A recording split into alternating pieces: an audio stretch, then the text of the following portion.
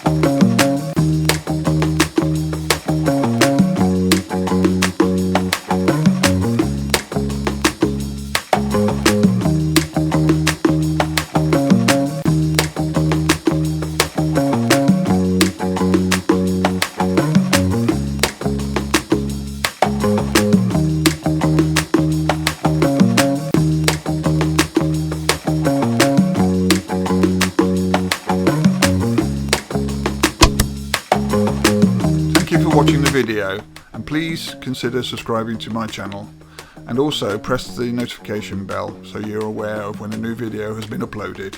If you like the video, consider pressing the thumbs up icon, as well as possibly leaving a comment to tell me what you think. Also consider sharing the video on these sites, as well as follow me on these social media channels. Thank you again for watching.